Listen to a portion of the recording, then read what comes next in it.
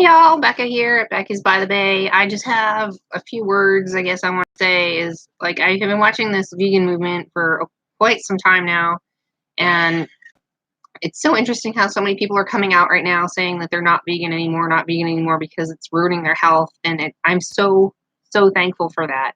Um, Seriously, like I was struggling being a raw vegan for 3 years, and it trashed my health probably faster than anything else I had been doing. Or I've just lived a life of trying to be healthy my whole life, eating what was told was healthy, low carb, and all this stuff like that, low fat, and exercising and doing what you thought were all the right things all the time. And chicken is like evil, especially for a B blood type. So if you are a B blood type, I actually have severe nerve damage to all of my legs and extremities. And I actually was numb from the waist down for a really long time. It started in my hands and feet, and it went up my legs, and it was very painful.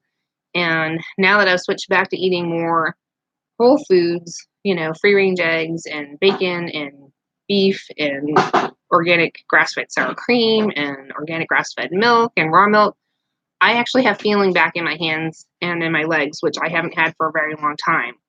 And when I was raw vegan, after about 4 months, 6 of my teeth just kind of like disintegrated. I wasn't eating anything hard or crunchy. I was just doing smoothies 3 times a day. As like a detox, and trying to get off medications and things like that. And 6 of my teeth just literally just shattered and broke. And it was extremely painful, and I'm still paying for it. It was over $10,000 worth of dental work I needed done to fix my teeth. So there's the high cost of that.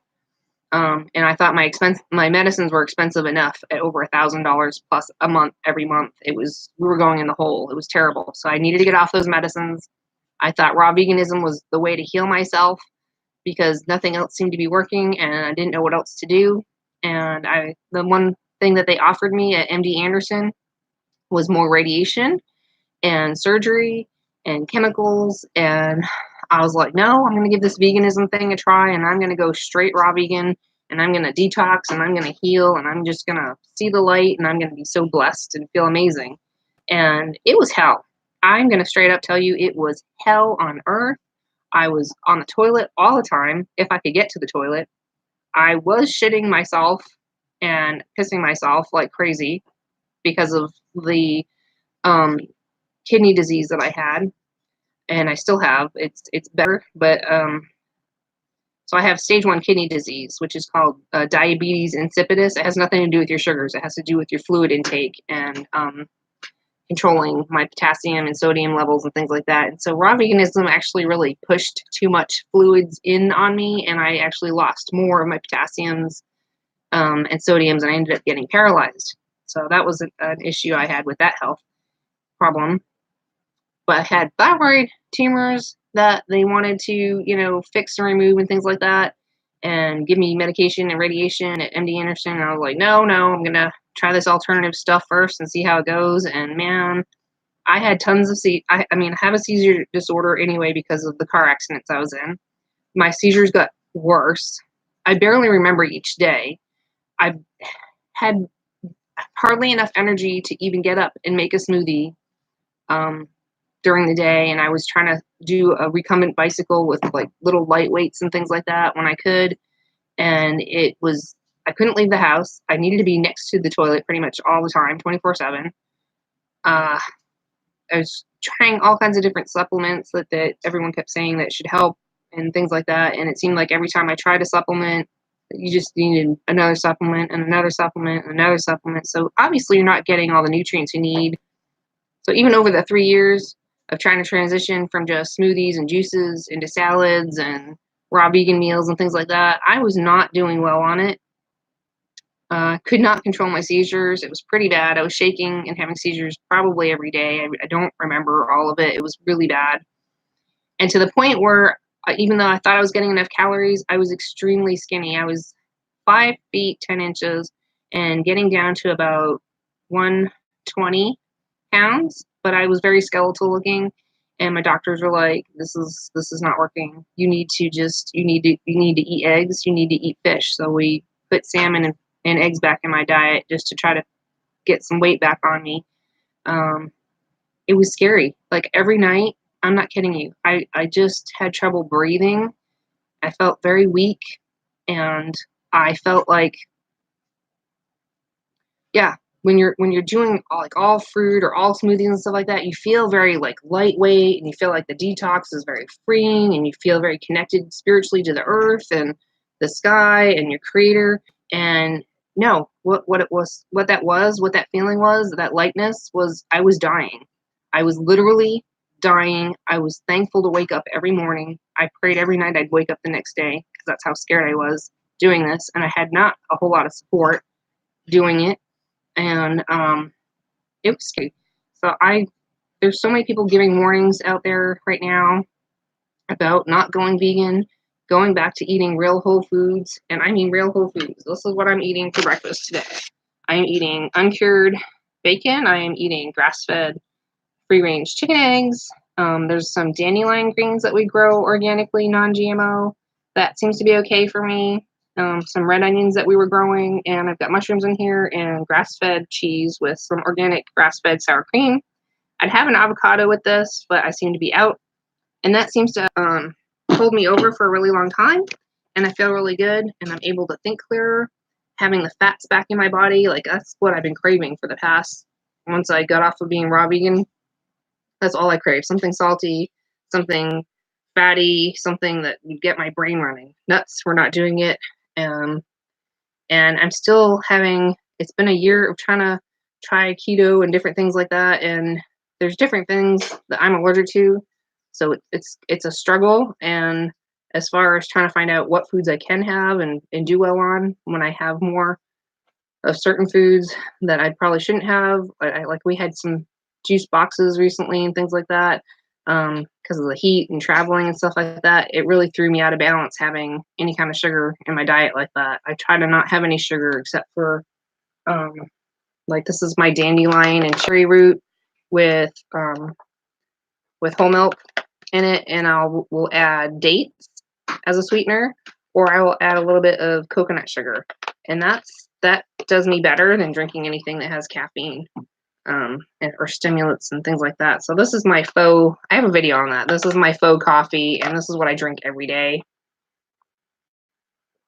It tastes like coffee, just without the kick.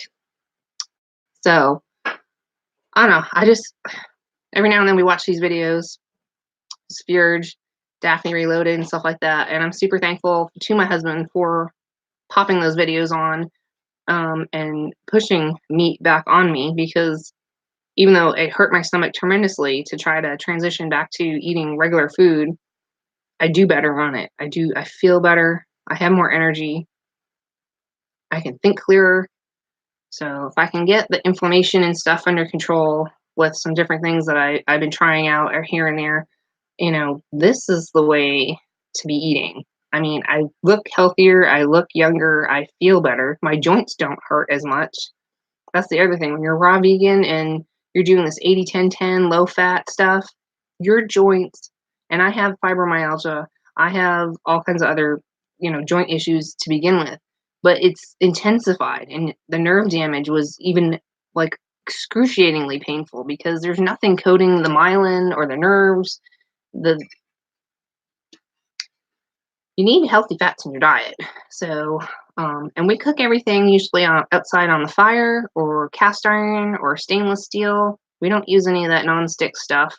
We don't try to use any plastic. Although, yeah, I gotta get more glasses. We broke a bunch of glasses. So, but we have mugs that we use, ceramic mugs. I like eating off of real plates, not just plastic plates and things like that. Kale, I'm gonna just say kale. I didn't realize how evil the brassicas were until I started to go back to eating like regular food. Oh my god, I had some collards like the other day, and it just tore me up. It was awful. Super. Just it doesn't matter how well you cook them, steam them, boil them.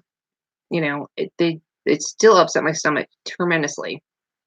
And kale, the same thing. I had some kale as well the day before, or whatever, or yesterday, and that just I can't do brassicas. I can't do Brussels sprouts. None of that stuff. The only greens that I can seem to do well with are like the herbs, like rosemary, purslane, dandelion. Let's see, we got some parsley outside that we grow, some chives, and the Swiss chard is more gentle. Like spinach is like, ugh, it's horrible on my guts. So like Swiss chard, the dandelion, things like that. Those are the things I can tolerate in low moderation. So I'll have a little bit in my omelets. And then for dinner, we'll have either some like beef ribs, beef cheeks. We'll have lamb. Sometimes we'll have veal's pretty good. Let's see. I do okay with pork. My husband doesn't do good with pork. So I'd like to probably try some more pork and stuff like that every now and then. But chicken is excruciatingly bad for B blood types. It will cause nerve damage. It will make you crazy. It will make you feel anxious and nervous and mentally unstable. For a B blood type, do not eat chicken. Go without eating it for a month and then try adding it back in. You will see a mega change in your how you feel, your attitude, and your thinking. Like you'll have much clearer thinking if you just cut chicken out of your diet if you are a B blood type. I know there's not too many B blood types out there. ABs can eat all kinds of stuff. A's are better with like fish and veggies and things like that, and O's are really good with like, doing keto. Like we know a bunch of people that are O blood types that do really good on keto and they feel fabulous on it. Cut that grain out, get the corn out, and they look awesome. They just go all day long, dancing circles around us. So yeah, I know it's so hard out there trying to figure out what you guys are supposed to be eating on a daily basis. I'm not going to tell you what to do. This is my opinion. This is my, how I've tried out different things, and this is how these things have affected me. And I just wanted to put this out as like a warning to anyone who is trying to go vegan or raw vegan. Why are you doing it? What are your health reasons? If you are doing it temporarily, think about put a time schedule together of how long you actually want to try doing that for, and then how you want to incorporate food back into your diet as far as like fish or eggs or beef or whatever it is that you want to be doing. I did try the autoimmune paleo diet by Sarah Ballantyne, and I actually did worse on it. And I've done elimination diets before where I added food back in one at a time. And hers, I thought, would be the way to do it. She's a doctor, this and that, whatever. Maybe I'm just doing it the wrong way. And so, yeah, I did that whole autoimmune paleo diet, and I just really got very, very ill on it. And so I do more of a paleo diet / keto diet. Who's that? And so that's what's working for me. We try to do all grain free, but if we do grains, we do almond flour and we do millet flour because it's gluten free, and we make bread once in a while from scratch. So I have a video about making that, and it's on our Etsy shop as well for the recipes. They're an instant download. So if you're struggling with celiac and you want something gluten-free, I've actually got some really good recipes. I'll be trying to put some more up on there. I've just been too busy. So, anything else I can talk about?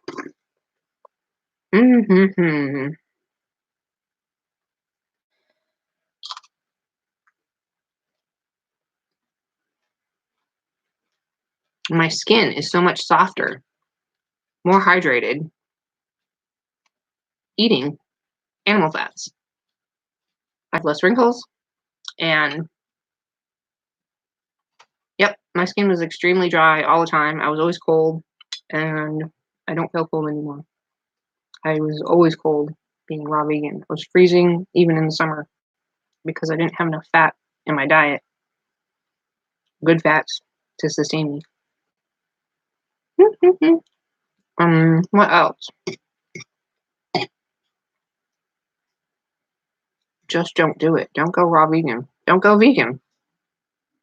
I think very few people can.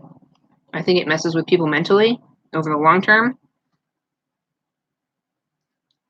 Think about who's funding veganism. Think about who's pushing the agenda. Think about why they want you to go vegan. They want you to be mentally weak. They want you to be physically weak. They want you to be sickly. They want you to die so they don't have to kill you.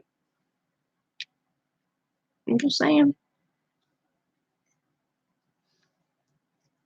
They don't want you to think for yourself. They don't want you to do stuff that's sustainable. They're totally against homesteaders and the stuff that we do.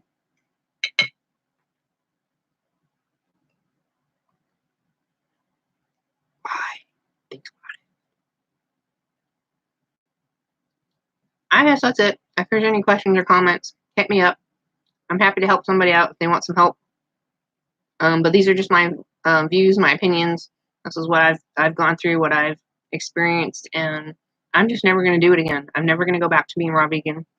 It was a hard decision because I kept thinking I was going to go back, but the more I see how malnourished and emaciated and mentally crazy they are becoming, no muscle tone, no fat, sunken in, and looking like they're all like on crack or drugged out of their minds. It's scary. That's really scary. You can't live off of air. You cannot live off of fruit. Nuts really are not something you should be eating as far as like sustainable. Living off of banana, think about it. Living off of bananas and nuts and seeds. Bananas take 2 years to grow. Fruit does not grow year round everywhere. If it did, it'd be like Adam and Eve, Garden of Eden, fruit of paradise everywhere. It's not like that. That is not reality. That is not reality. Reality is it's more sustainable to have chickens that produce eggs, to have animals that eat the grasses, that produce the meat. That makes sense. That's sustainable. That's all I have to say. See you later. See you in the next one. Bye. Have a great day.